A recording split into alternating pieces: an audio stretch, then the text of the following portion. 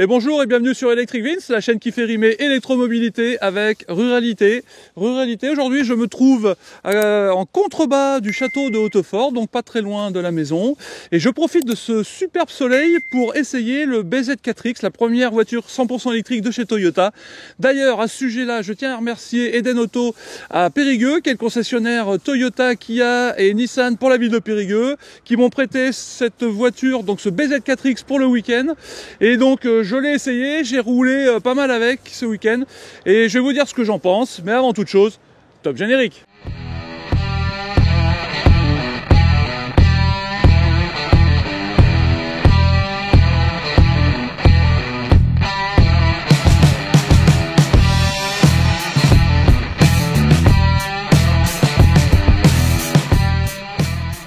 Bon, alors, qu'est-ce que je peux dire sur ce BZ4X? La première chose, c'est que j'ai la version Origins. Alors maintenant, a priori, ils ne vendent qu'une version. Là, c'est la version Origins avec deux moteurs, un moteur à l'avant et un petit moteur à l'arrière, qui cumule une puissance de 218 chevaux et pour une vitesse maximum aux alentours de 160 km/h. Et elle est vendue pour une autonomie WLTP de 503 km. Alors, après avoir roulé un petit peu ce week-end, je suis pas sûr que les 503 km soient réellement réalisables. Alors, bien sûr, il fait froid, hein, c'est un week-end début décembre et on a des températures négatives. C'est peut-être pour ça que je me frotte les mains, mais d'ailleurs, même quand il fait pas froid, je me frotte les mains, on me le remonte assez régulièrement. Donc, mais tant pis, je me frotte les mains parce que je me pèle les meules. Au niveau du design, la moindre des choses, la première chose qu'on peut dire, c'est que elle n'est pas consensuelle. Mais ça, Toyota, ils ont l'habitude de faire des voitures qui sortent un peu de l'ordinaire au niveau du design. J'en veux pour preuve le nouveau Toyota Prius, d'accord, qui est vraiment, moi je trouve un peu particulière, très très effilé. Et bien là, on est un peu sur le même esprit. Vous avez vraiment des lignes très sèches, très brutes. Ça laisse pas indifférent. Ici, vous avez deux demi-ailerons. Alors c'est même pas des moitiés d'aileron, hein. Je dirais même des quarts d'aileron. Vous avez le coffre qui est placé. Moi je trouve que la voiture est très très haute, d'accord. Avec ici vous avez un bandeau lumineux et la nuit ça rend vraiment pas mal. Moi j'aime bien la nuit, hein. Je vous mets en incrustation ce que ça fait comme vision la nuit. Vous avez les bas de caisse ici en plastique. N'oublions pas qu'elle peut faire du 4x4. Vous avez les passages de roues ici en plastique, comme ceci. Tout le bas de caisse plastifié également, donc devant, même motif, même punition. Vous avez toute cette partie-là qui est plastifiée, donc ça doit être pour protéger la carrosserie si vous faites un peu de 4x4. Vous avez des jantes de 18 pouces, avec des gros pneus spécial dédicace à Ronald et Sonia, hein, des gros pneus. Et ce sont des pneus 18 pouces, mais ce sont des jantes, pas des jantes, un enjoliveur, que est plutôt joli, mais quand on tape dessus, on voit bien que c'est pas une jante, hein. Ensuite, devant, vous avez des feux très effilés, feux à LED, adaptatifs. Donc là, ça par contre, ça fonctionne très très bien. Hier soir, sur la route, ça fonctionne très très bien. C'est tout automatique, on n'a même pas besoin de s'en occuper. Moi je kiffe. On a des petits passages d'air ici, pour l'aérodynamisme. Devant, on voit que c'est une voiture électrique, parce que c'est vraiment tout lisse, pour favoriser le passage de l'air, hein, que l'air glisse bien pour favoriser l'aérodynamisme. Ensuite, dessus, ici, vous avez également une partie plastique. Quand on tape dessus, je ne sais pas pourquoi. Est-ce que c'est pour alléger la voiture ou quoi? Je ne sais pas. Voilà. Voilà, pour le design extérieur, c'est à peu près tout ce que j'avais à dire. On va passer maintenant à la recharge de la voiture. Et ça se passe à l'avant gauche du véhicule. Donc pour la recharge de ce BZ4X, le port de charge se retrouve côté conducteur à l'avant de la voiture. Donc on ouvre ici et là Vincent aime beaucoup ça. C'est-à-dire que là vous avez des petits clapets, voilà, comme ceci, et ça c'est quand même bien pratique, ça vous évite les espèces de petits capuchons tout moisis, là, tout mou, que c'est pénible à remettre. J'ai déjà eu l'occasion d'en parler sur la chaîne. Donc la recharge en courant alternatif, cette BZ4X dans sa finition Origins, c'est la finition que j'ai aujourd'hui. Elle accepte du 11 kW, donc en courant alternatif, ce qui est plutôt bien. Et en courant continu, elle a une puissance de charge qui monte à 150 kW, ce qui est quand même nettement mieux que certains de ses concurrents. Ce C'est pas non plus ce qui se fait de mieux, mais c'est plutôt pas mal. Et là, je dois dire, plutôt satisfait. Alors, il est vendu pour une recharge jusqu'à 80% en 30 minutes sur une borne rapide en combo CCS. J'ai pas eu l'occasion de le vérifier. Donc, si quelqu'un parmi vous a un BZ4X et qu'il a vérifié si ça correspond, bah, qu'il me le mette en commentaire. Je serais toujours intéressé de savoir si ça tient ses promesses en termes de charge. Maintenant, on va passer au coffre. On va découvrir ensemble le coffre de cette voiture. Donc ce coffre du BZ4X de Toyota, quand on regarde le gabarit de la voiture, ça a l'air plutôt prometteur. Donc on va voir ce que ça donne. Donc il est électrique, il s'ouvre soit avec la clé ici, soit en appuyant sur un petit bouton dessous. Voilà. Donc coffre électrique qui fait un peu plus de 450 litres. Ici vous avez ce qu'on pourrait appeler un rideau rétractable au-dessus du coffre. Donc 450 litres. Moi je trouve ça plutôt généreux. Si Cora était là, elle vous dirait ce qu'elle en pense. Ensuite, vous avez un petit sous-coffre pour pouvoir glisser votre câble de rechargement. Voilà. Pas de fioritures. Là c'est bien creusé de chaque côté. Vous avez un petit crochet ici, un petit crochet là. Vous pouvez attacher des choses comme ceci. La banquette est rabattable en 2 tiers, 1 tiers. Comme ceci. Bon alors, aux places arrière de ce BZ4X, la première chose qui me vient à l'esprit, moi, c'est l'espace et le confort. Comme vous pouvez voir, je suis confortablement installé. Alors, je pense pas qu'on puisse mettre 3 personnes comme moi derrière, mais ça, il y en a beaucoup des voitures dans ce cas-là. Ici, vous avez donc un accoudoir avec des porte-gobelets ici, avec un petit liseré type inox tout autour. Ici, vous avez ce que moi j'appelle un porte-téléphone ou un porte-tablette que vous pouvez mettre dedans, ou vous pouvez mettre des crayons. Sur l'îlot, ici, vous avez 2 prises USB-C, vous avez 2 buses pour la clim, directionnelle, et vous pouvez gérer la puissance qui sort des buses. Ici, on aurait dit qu'ils voulaient mettre un écran. On aurait la place de mettre un écran ici. Bon, là, c'est pas le cas, mais je pense que dans le futur, peut-être qu'ils envisagent de mettre un écran. Ça, ce n'est qu'une supposition. Vous avez des petites aumônières ici, d'accord. Ce sont des sièges très confortables, simili-cuir, tissu. Le ciel de toit est tout noir. Alors, ça assombrit quand même pas mal la voiture. Les vitres à l'arrière, plus celles au niveau du coffre, sont surteintées. Vitres qui s'ouvrent entièrement, et quand on les monte entièrement, elles ralentissent arrivées en haut. Voilà. Donc, voilà. Et donc, on peut mettre son bras à la portière et avoir la truffe au vent, comme dirait Cora. Donc ça, je trouve ça plutôt sympathique. Je peux mettre mes pieds sous le siège avant. On doit pouvoir voyager au moins à 4 d'un bon gabarit dans cette voiture. Autre chose que je n'ai pas encore signalé, c'est que vous avez très peu de rehaussement au niveau du tunnel central derrière. En gros, vous avez quasi pas de tunnel. Donc ça, c'est plutôt bien. Si vous avez un enfant derrière, il pourra se mettre au milieu. Il sera pas gêné par le tunnel de transmission de la voiture. Bien, alors, aux places avant de ce BZ4X, même sensation qu'à l'arrière. C'est une sensation de confort. Voilà, malgré mon 1m84 et mes quelques 100 et quelques kilos, je suis bien installé. Toujours l'espace au toit impeccable. Siège avant réglable électriquement, siège conducteur réglable électriquement, volant réglable en profondeur et en hauteur. Donc moi j'aime bien comme il était là, donc je le remets comme il était. Omniprésence du piano black partout, sur les contreportes, sur la partie centrale de la voiture, toujours l'omniprésence du piano black. Ici vous avez les commandes de conduite. Donc le parking électronique, l'auto-hold. Ici, vous avez le bouton pour commander la régénération maximum, qui n'est pas tout à fait un e-pédale. Ici, vous avez la petite molette pour régler les vitesses. Soit vous mettez en neutre, en marche arrière ou en drive, mais ça c'est valable sur toutes les voitures. Par contre, quelque chose qui est particulier, c'est qu'il faut appuyer et après vous changez vos vitesses, votre boîte de réduction. Donc voilà, moi je suis pas sûr que ce soit le plus pratique d'être obligé d'appuyer dessus. Ça évite évidemment de changer accidentellement de vitesse, donc c'est peut-être pour ça qu'ils l'ont fait. Le parking, le petit bouton qui va bien. Ensuite, pour changer de mode de conduite, vous avez un bouton ici. Alors là, vous avez deux modes de conduite sur ce véhicule. Vous avez le mode normal et le mode éco. Alors, en mode éco, je trouve que la régénération est pas top. Par contre, quand vous passez en mode, ce qu'ils appellent le mode e-pédale, mais qui n'est pas un e-pédale parce qu'il va pas à l'arrêt complet de la voiture, ça aide bien à régénérer de l'énergie. Et ça, franchement, il est plutôt pas mal. Alors, il y a une certaine inertie quand on conduit. Vous verrez tout à l'heure quand on ira sur la route. Mais il est plutôt efficace.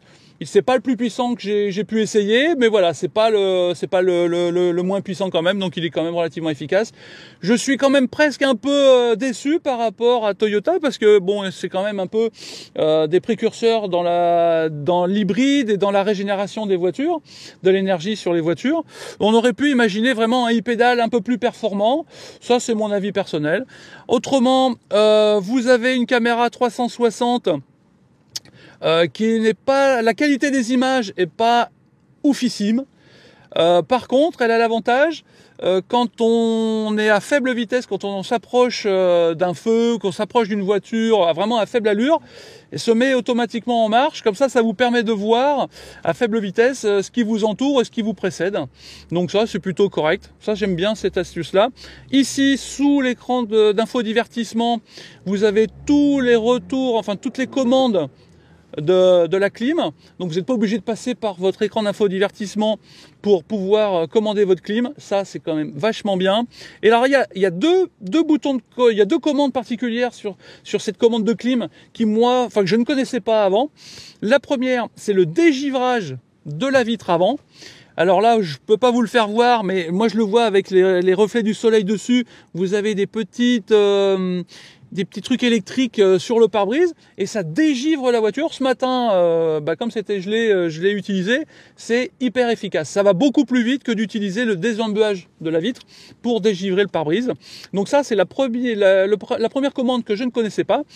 Et donc, vous avez une clim automatique bizone et vous pouvez également la mettre en mode éco. C'est-à-dire que si vous cliquez sur ce bouton éco, eh bien la clim va gérer toute seule, en fonction des températures que vous avez pré-réglées bien sûr, elle va gérer les sièges chauffants, la clim, pour consommer le moins d'énergie possible. Ceux qui ont des BZ4X, mettez-moi en commentaire ce que vous en pensez. Le volant traditionnel, rond, il y a possibilité en option d'avoir le volant type yoke, c'est-à-dire coupé là. Là, moi j'ai un volant classique. À droite, vous avez les commandes d'aide à la conduite.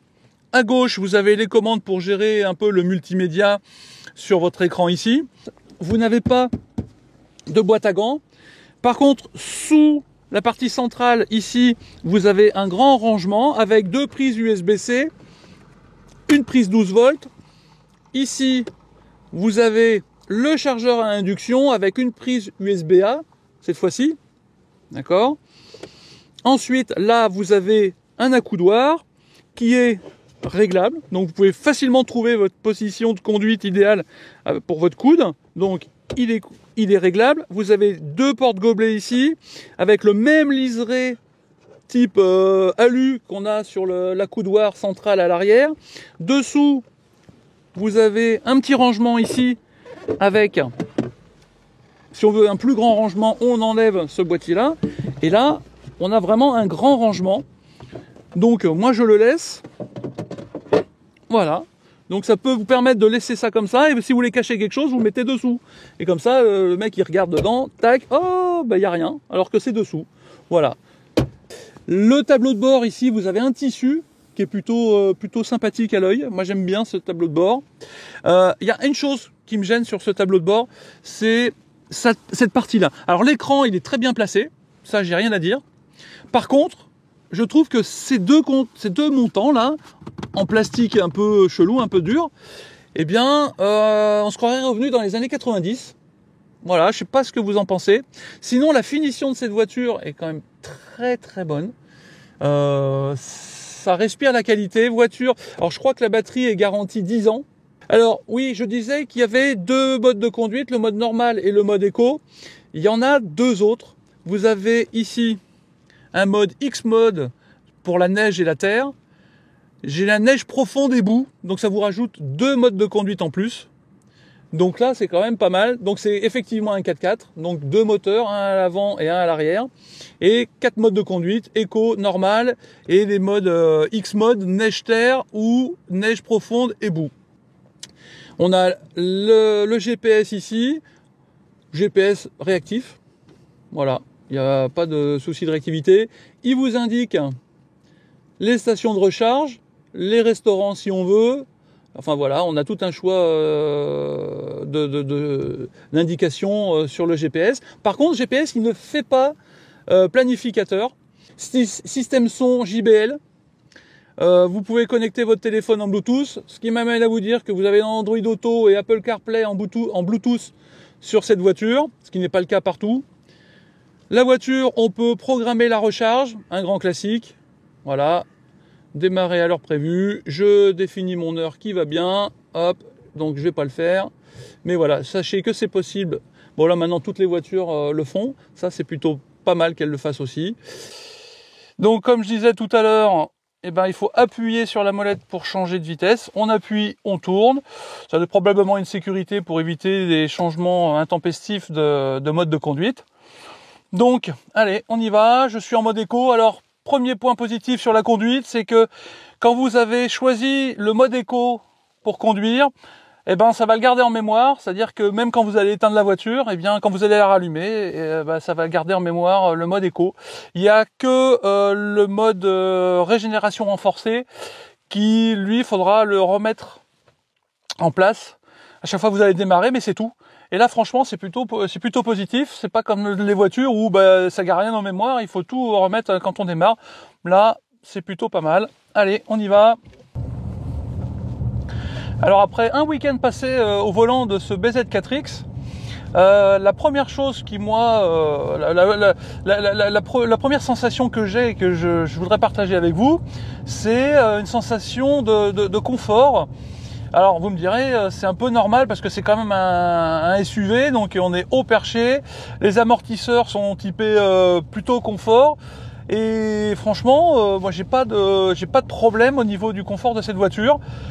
Alors le fait que le volant soit réglable en hauteur et en profondeur fait que on a toujours l'écran de conduite face à soi. Et voilà, on n'a pas le volant qui gêne la vue sur notre écran de conduite. Ça c'est plutôt bien. Après, je trouve qu'il se conduit bien, il se comporte bien dans les virages. Il y a pas excès. Alors il y a un tout petit peu. Alors, je peux pas dire qu'il y en a pas parce qu'il y en a quand même un peu. Il y a un tout petit peu de roulis, mais sinon, ça freine bien. Vous voyez, hop. Et finalement, qu'il y ait que 2 modes de conduite, c'est-à-dire le mode normal et le mode éco, finalement, est-ce que ce serait pas ça l'avenir de la voiture électrique? Je m'explique. Pourquoi forcément donner un mode sport sur les voitures électriques alors que ce qu'on cherche dans une voiture électrique, c'est de consommer le moins possible? Donc c'est une question que je me pose. Est-ce que parmi vous, il y en a d'autres qui ont un peu la même interrogation? Est-ce que vous pensez que les modes sport sur les voitures électriques, c'est quelque chose d'essentiel, ou si c'est purement marketing pour attirer les clients qui sont fans de sportivité sur des voitures? Moi, j'ai ma réponse, je sais ce que j'en pense. Je viens de vous le dire. Est-ce que vous êtes d'accord? Mettez-moi en commentaire si vous êtes d'accord avec cette chose.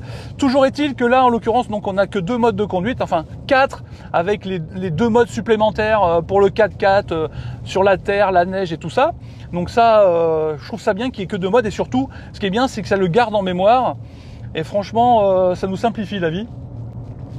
Autre chose que j'aime bien quand on conduit, la climatisation ici tombe très facilement sous la main, et on n'est pas obligé de passer par l'écran d'infodivertissement, et ça c'est bien. Alors c'est pas les seuls à le faire, mais je tiens à le souligner quand même, parce que souvent on est obligé de passer par l'écran, machin, c'est pas facile. Là c'est des petits boutons, c'est des touches tactiles sous l'écran, voilà. Comme je disais tout à l'heure, toujours à propos de la clim, vous avez un mode éco de la clim, ça c'est bien. Franchement, si ça peut permettre de moins consommer quand on met la clim, c'est quand même une bonne chose. Parce que alors, la consommation, là pour le coup, voilà, sur les 130 derniers kilomètres que j'ai fait avec ce BZ4X, Voilà, je suis à 22,8 kWh au 100 km de consommation. Voilà, et j'ai pas fait d'autoroute.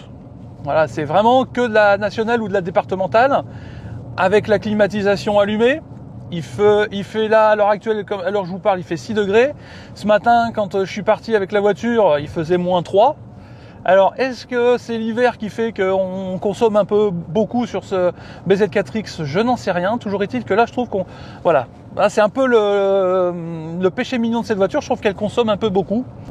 Alors, cette version-là, avec les deux moteurs et la batterie de 71,4 kWh, a une puissance de 218 chevaux et une vitesse maximum de 160 km/h. Voilà, ça suffit largement pour perdre son permis. Il y a quelque chose que j'aime bien sur cette voiture, c'est quand on ralentit, on descend en dessous d'une certaine vitesse.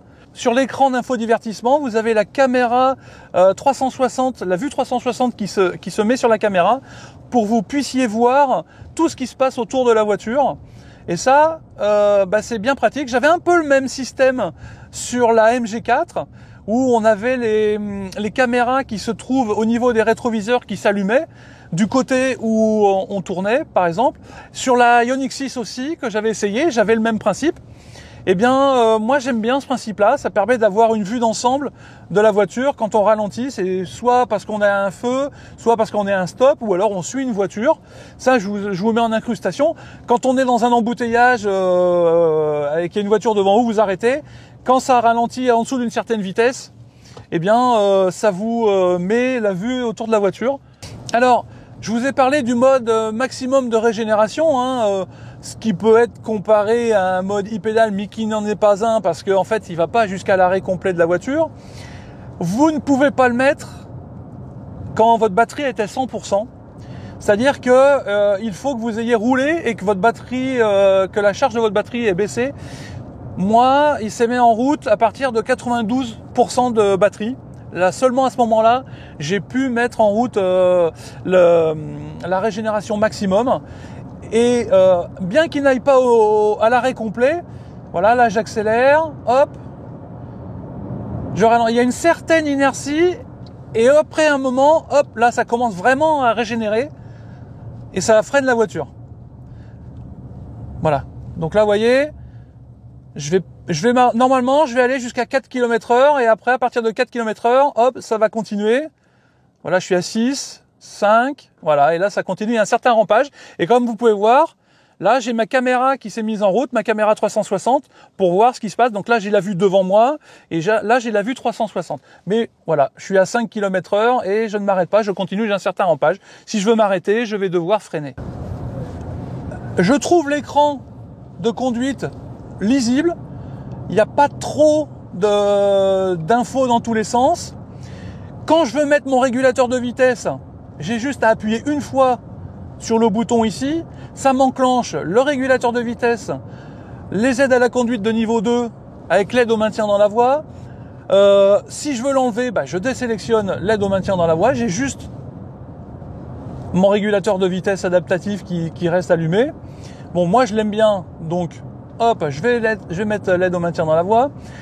En parlant du régulateur de vitesse, il fait trois choses. Il fait régulateur de vitesse adaptatif, il fait limiteur de vitesse et il fait régulateur de vitesse simple. Voilà. Autre chose sur ce régulateur de vitesse adaptatif, quand vous êtes en régulateur de vitesse adaptatif, vous avez une voiture devant vous qui roule plus lentement que vous, votre voiture va ralentir, ça c'est logique, adaptatif. Mais là où c'est bien, c'est qu'elle va régénérer de l'énergie en vous ralentissant. C'est-à-dire qu'elle va utiliser la régénération pour freiner la voiture. Et ça, ils sont pas beaucoup à le faire. Enfin, il y en a, mais ils sont pas nombreux à le faire. Donc, que cette voiture le fasse, je tiens à le souligner parce que moi, c'est ma petite marotte. J'aime bien quand les voitures régénèrent de l'énergie en freinant. Sinon, je trouve que les boutons de commande, ça tombe bien sous la main. Voilà, on est peut-être obligé de s'avancer, mais comme du coup, l'accoudoir est réglable, eh bien, c'est plutôt pas mal. On est confortable. Moi, je suis pas à l'étroit dans la voiture. Et alors, là, je peux pas vous le faire là parce que je suis tout seul dans la voiture, mais quand on est assis dans la voiture, eh bien, il y a une commande vocale que je peux gérer ici, mais il n'y a que le conducteur qui peut gérer la commande vocale. C'est-à-dire que si quelqu'un est assis à côté de moi, là hier ça s'est passé avec Cora, elle a voulu commander vocalement l'écran d'infodivertissement, et bien vu qu'elle était assise au niveau du passager, non, ce n'est pas lui, c'est moi qui commande la voiture, donc il ne répond qu'à la personne qui est assise sur le siège conducteur. Alors je sais pas trop, ça doit être en fonction du micro qui se trouve là et là. Donc du coup, si je parle là, c'est ce micro qui va avoir la loi si je suis assis ici. Vous voyez ce que je veux dire? Donc ça, c'est un petit détail, voilà, c'est pas grand chose, mais voilà, j'aime bien l'idée d'être le patron dans la voiture. Par contre, alors, rien à voir. Les aides à la conduite, les alarmes et tout, je trouve qu'elles sont pas trop intrusives. Il y a juste un truc qui m'a un petit peu chagriné pendant ce week-end, c'est que souvent il me mettait inattention conducteur détecté. C'est-à-dire que là, devant le volant ici, j'ai des sondes qui me regardent moi et qui détectent si je regarde la route. Et donc au bout d'un certain temps, eh bien, si je regarde pas la route trop souvent, ça va me dire attention, voilà, ça va mettre une alarme. Mais je la trouve pas trop intrusive au niveau du son. C'est vraiment juste, il y a une alarme sur le tableau de bord, là, sur l'écran de conduite. Il y a une petite sonnette et c'est tout. Et franchement, ça c'est bien, que ce soit pas trop intrusif. Pour reparler du régulateur de vitesse adaptatif et des aides à la conduite de niveau 2, franchement, pour les avoir essayés, et là je vous mets ça en incrustation, mais pour les avoir essayés sur départemental, je suis pas allé sur l'autoroute parce que souvent vous me reprochez, entre guillemets, de faire ces essais de régulateur adaptatif et d'aide au maintien dans la voie sur les autoroutes. Pourquoi je les fais pas sur départemental ou national? Eh ben c'est ce que j'ai fait avec ce BZ4X. Donc, eh bien, ça fonctionne très très bien. Et j'ai même remarqué que quand il détecte un virage un peu serré, eh bien, il ralentit la voiture pour que le virage se fasse plus facilement. Et après, une fois que le virage est passé, il réaccélère gentiment. Et c'est pas tout, parce qu'il y a certains régulateurs de vitesse qui vont détecter le virage mais vont pas forcément ralentir, et donc on va se retrouver à vraiment avoir un virage un peu fort. Et là non, il ralentit. Si par exemple c'est limité à 90, voilà, il va ralentir à 80 ou 75 pour que le virage se fasse correctement. Et ça c'est plutôt bien, c'est plutôt sécurisant je trouve. Donc là hop, je vais remettre mon régulateur de vitesse adaptatif. Voilà, bon là j'ai mis la vitesse à 70, voilà, c'est pas. Et là, vous voyez, ça conduit tout seul, ça reste bien stable. J'ai pas de coup de volant intempestif. Alors vous me direz, la route est droite pour l'instant, mais et il est assez long. L'alarme, comme quoi j'ai pas les mains sur le volant, est assez longue à venir. D'ailleurs, une alarme visuelle d'abord, et après seulement, il y a une alarme sonore. Voilà, je sais pas si, voilà, on l'entend pas beaucoup. Voilà. Alors c'est pas un volant capacitif, c'est un volant où il faut donner un tout petit à-coup. Mais franchement, ça fonctionne très bien. Alors c'est une voiture dont le prix démarre à 55 000 €, donc hors bonus écologique, car je vous rappelle que jusqu'à mi-décembre, c'est 47 000 €. Au moment où vous verrez cette vidéo, les règles du bonus écologique auront changé, donc là je ne peux pas vous dire si cette voiture sera éligible au bonus écologique. Probablement pas. Mais il y a fort à parier que Toyota ainsi que les autres marques s'aligneront sur le prix du bonus écologique ou feront des rabais conséquents pour que leur voiture rentre dans la fourchette du bonus écologique. Enfin, du moins je l'espère, parce que sinon ça risque de poser problème pour pas mal de gens pour passer à la voiture électrique. Même si je suis bien conscient qu'il faut que les voitures soient construites en Europe, moins elles seront fabriquées, moins elles consommeront d'énergie et moins elles pollueront pour les fabriquer. Donc moins loin elles auront à faire pour venir jusqu'à nous. Là, vous voyez, la voiture a ralenti toute seule parce qu'elle a détecté un virage un peu sec.